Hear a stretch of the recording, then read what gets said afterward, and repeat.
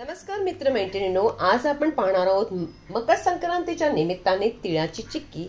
तिळाची चिक्की अगदी चिवट होऊ नये, अगदी मस्त कुरकुरीत राहावी तर कशी राहावी, त्याचबरोबर गुळाचा पाक कसा करावा, हे सगळं काही तुम्हाला या व्हिडिओमध्ये मी सांगितलंय.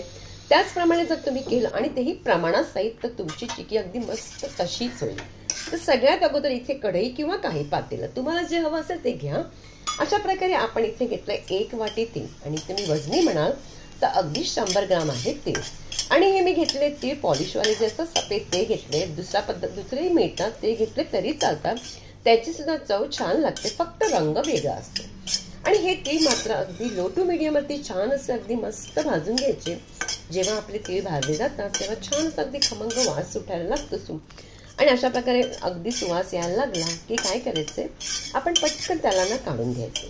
आता पहा, आपले तीळ अगदी छान असे भाजले गेले. ते भाजले गेले तुम्हाला कसे कळावे म्हणून तेही तुम्हाला इथे दाखवते. जे अगोदर तीळ होते ते पहा, ते होते अगदी सफेद होते, आणि आता भाजल्यानंतर ते कसे झाले अशा प्रकारे तुम्हाला कळायलाही बरं. म्हणून याप्रमाणे जर तेव्हा तीळ झाले भाजले गेले की पटकन आपण काढून घ्यायचे. आता एक पूर्व तयारी करायची चिक्कीसाठी, ती म्हणजे पोळपाट किंवा तुम्ही ताट किंवा अशा प्रकारचं चॉपिंग बोर्ड.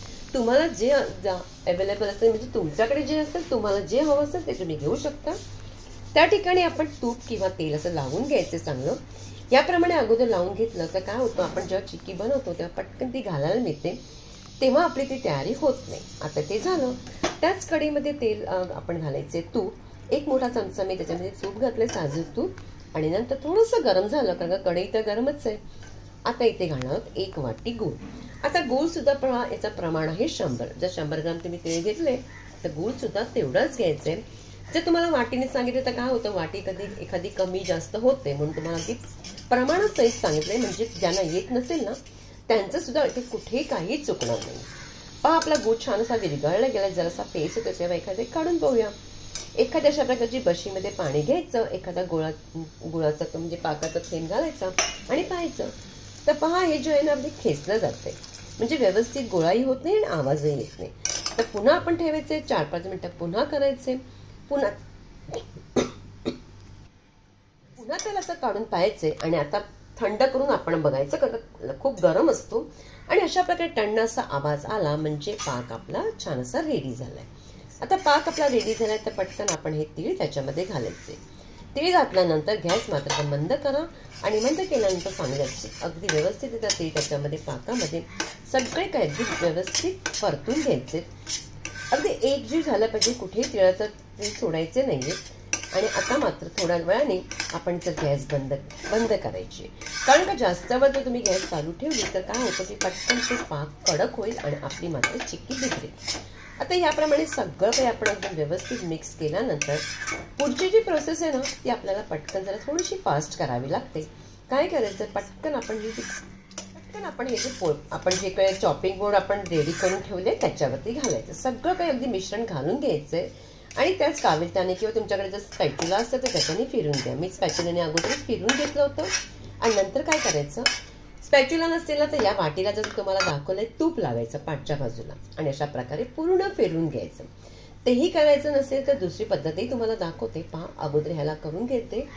आणि त्यानंतर आपण काय करायचं, कधी ना एखादी आपल्याकडे लाटणी असते, त्या लाटणीला थोडंसं तूप लावून घ्यायचं. त्याच्याने सुद्धा आपण अशा प्रकारे पूर्ण हळूवार असं अगदी व्यवस्थित, जितकं पातळ असेल तुम्ही तितकं करा, छान लागते चिक्की. इथे काहीच चुकणार नाही तुमचं. तशीच तुमची चिक्की बनणार, अगदी मस्त कुरकुरीत अशी. हे सगळं काही मी व्यवस्थित लाटून घेते. थोडंसं मोठंच केलंय चिक्कीचं हे, आणि आपण तूप लावल्यामुळे ते खालूनही चिटकत नाहीये. आता हे झाल्यानंतर काय करायचं की ना, गरम असतानाच त्याच्यावरती मी काय केलंय, थोडंसं गरमच आहे त्याच्यावरती ना मी घातले पिस्ताचे इथे कापं घातलेत. हवं असं तुम्ही तीळ घाला किंवा सुकं खोबरं घाला, कारण आपण थंड केल्यावर घातलं तर ते मात्र चिटकत नाही. म्हणून अशा प्रकारे घातल्यानं त्याच्यानी लाटणी अशा प्रकारे फिरवायचे. अशा प्रकारे फिरल्यानं तिथे पिस्ता तो आतमध्ये जातो. नसेल तर काही हरकत नाहीये, तुम्ही खोबरं सुकं घालू शकतात, काही नसलं तेही चालेल. अशाच प्रकारे नॉर्मल तुम्ही जरी चिक्की केली तरीच चालेल. आता हे सगळं काही आपण मस्त असे पण त्याच्यात सुंदर दिसण्यासाठी मी घातलंय. झालं आपलं. आता काय करायचं, गरम असताना त्याची आपण कापं करून घ्यायची, म्हणजे आपण त्याच्या वड्या पाडायच्या. साईडला जे आहेत ना थोडंसं ते अगदी थोडंसं चौरस दिसावं म्हणून मी बाजूच्या कडा काढणार आहे, ते आपण अशाच खाऊ शकतो.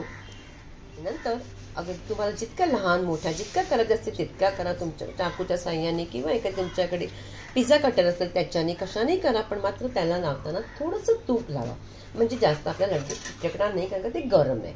आता हे सगळ्या वड्यापाव अगदी मस्त झालेले आहेत आणि थोड्या वेळ थंड व्हायला द्यायचे आहेत. थंड झाल्यानंतर बघा आवाजही किती छान येतो, अगदी मस्त कुरकुरीत असं झालेले आहेत. तुम्हाला दिसतच असेल की आता आपलं ते कुठेच चुकलं नाही. जर तुम्ही याप्रमाणे बनवलं ना, चिक्की तुमची कुठेही चुकणार नाही. सगळ्या आपण ज्या वड्या काढून घ्यायच्या आहेत अशा प्रकारे एक एक करून काढल्यानंतर तुम्हाला मी दाखवते की व्यवस्थितरित्या निघतं सुद्धा, काही आपल्याला होत नाहीये. आणि तुम्हाला पुन्हा एकदा तोडून दाखवते, ती सुद्धा बघा अगदी मस्त होते. अगोदर तर तुम्हाला दाखवलंच आहे. म्हणजे तुम्हालाही करावंसं वाटत असेल, एखादी वाटत असेल की आपण चुकतो, आपलं बनणार नाही, पण काही होणार नाही, काही टेन्शन घ्यायची गरज नाहीये. पहा आपली मस्त अशा आपली चिक्की तिळाची रेडी झाली आहे. कशी वाटते माझी रेसिपी मला कॉमेंट्स करून नक्की सांगा. जर तुम्हाला आवडत असेल तर जास्तीत जास्त लाईक करायचे, प्रत्येकांकडे शेअर करा आणि पुन्हा भेटायचे आपण एका छानशा रेसिपी बरोबर.